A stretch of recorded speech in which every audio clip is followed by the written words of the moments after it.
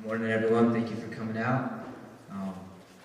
All the words that I'm about to say will be a complete understatement for how much I cared about my dad. First off, I'd like to thank all of you guys for coming out. He's bringing grown men, bringing tears to their eyes, so he was a good person. There's some big shoes to fill. Gosh, see, I've been good this whole time. I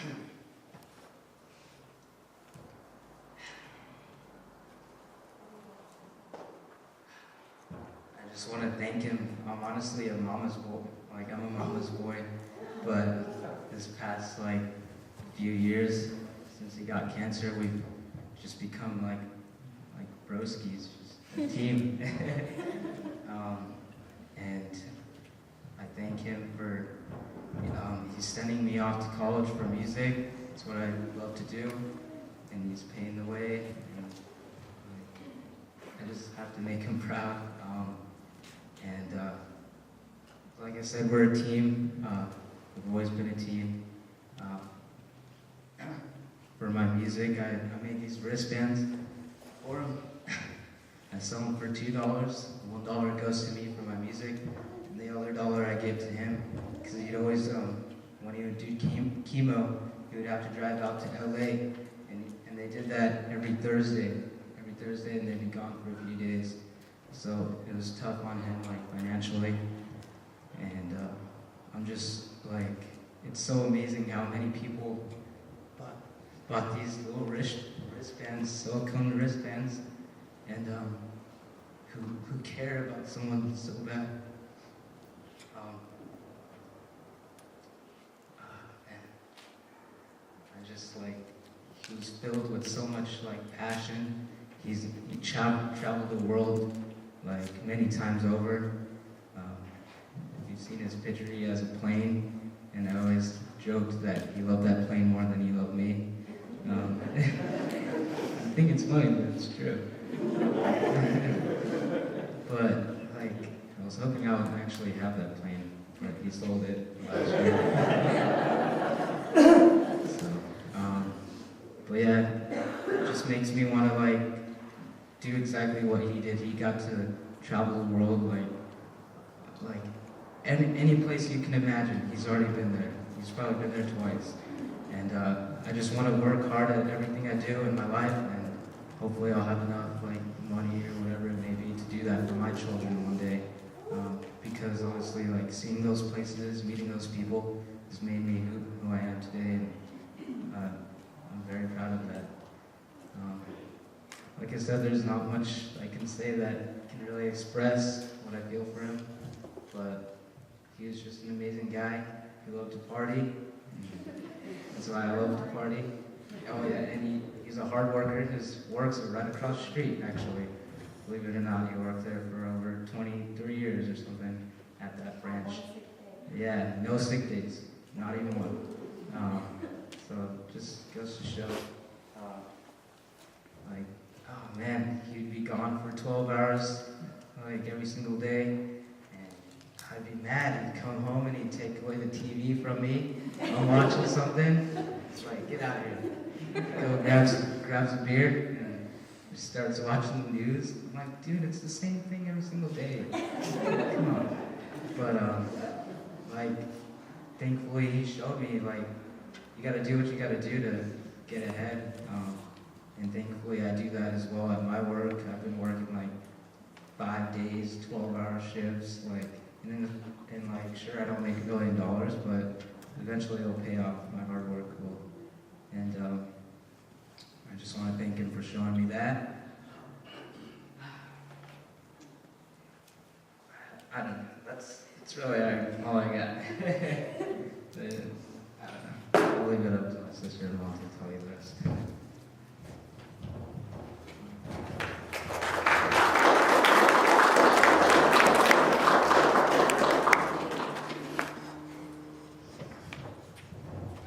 As my brother said, there's no words that I have that can really express everything that we're all feeling, but I'd like to thank you all for coming. It means a lot to all of us. And I will always hold dearly, mostly all of our memories that we've all shared with my dad. My dad, I wanted to thank him for engraving 2 values that just I cherish forever, and that's to stay positive always and to work hard. I just wanted to say that he's in a better place right now, and I hope he rests in peace. Thank you.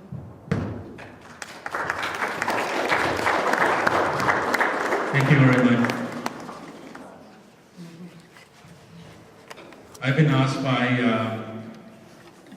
Dr. Rudran and Ranji Nihal's older sister to go ahead and say a few words for them. They're not able to be here today. So, ladies and gentlemen, as Nihal's brother-in-law, who is married to his sister Ranji, I wish to ask Ranil to speak for me on behalf of Nihal's family in Florida and Sri Lanka.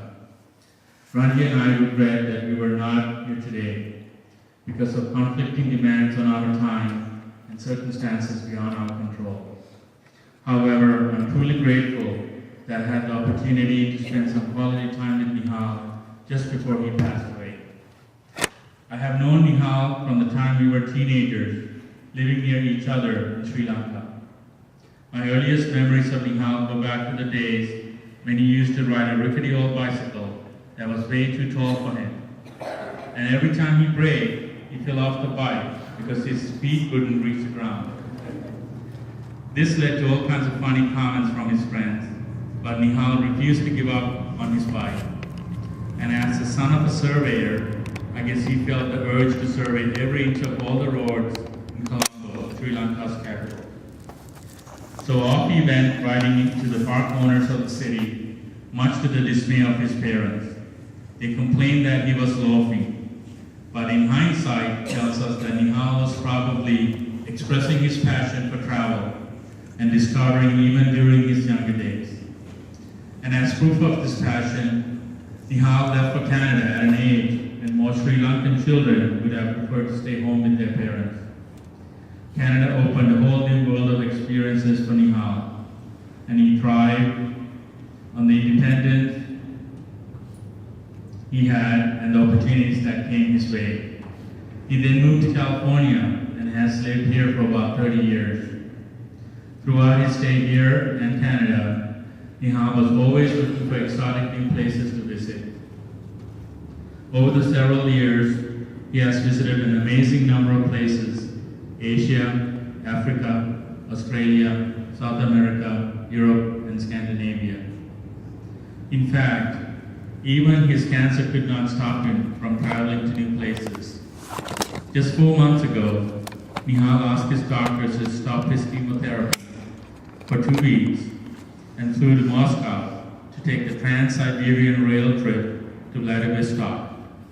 On the way, Nihal fulfilled his lifelong dream of visiting Lake Baikal, the oldest and deepest freshwater lake in the world. And he celebrated the occasion by getting 2 Russians to carry him to the lake and having a shot of vodka with them. The celebration at Lake Baikal illustrates another important facet of Nihal's personality and character. He made friends quite easily. Everywhere he went, he developed deep and abiding friendships. Many of these friendships have lasted over several decades, because Nihal was always at hand to help his friends.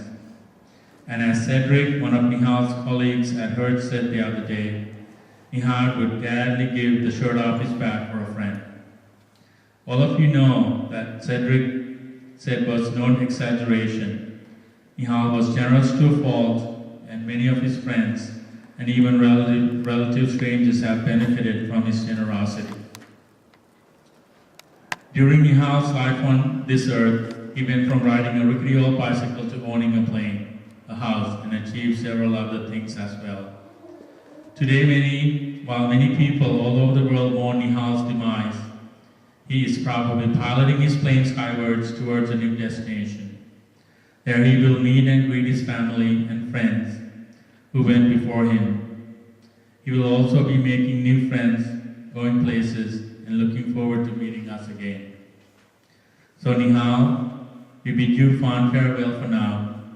Look forward to seeing you again.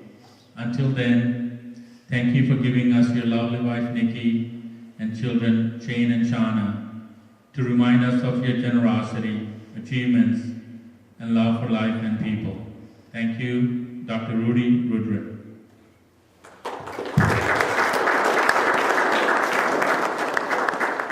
Dad, would you like to come up and say something?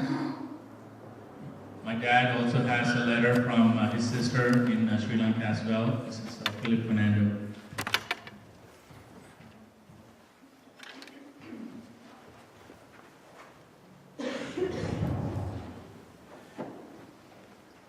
Here is a letter from his younger sister Janaki and brother-in-law Anand.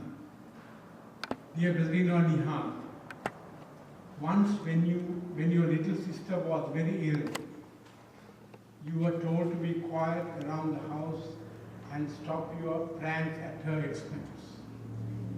You couldn't bear such restrictions, and your first reaction was to tell your two big sisters, let's kill her. Thank you for not proceeding with that project.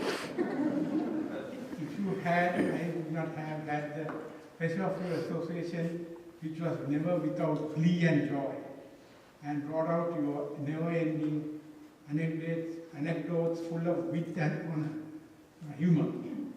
May you continue to spread the happiness in your upward journey to Nirvana. Nikki, Shane and Shauna, I share with you the deep sorrow of losing a most lovable human being. And the little sister Janaki, dear Ayya, I miss you during those long years when I would have enjoyed the warmth of companionship with an elder brother. I would never forget those long journeys you took us on when Anand and I were vacationing with you. It was with equal pleasure that we took you to Jaffna to satisfy your dream of visiting the northernmost point in Sri Lanka, Point Palmyra. There never was a dull moment with you around. What I most admired in you was your very positive thinking, which enabled you to stare death in its face for long months. I will now miss you to the end of my days. There will never be another you. Nikki, Shane and Shauna, thank you very much for the happiness you gave my dear brother. Friends,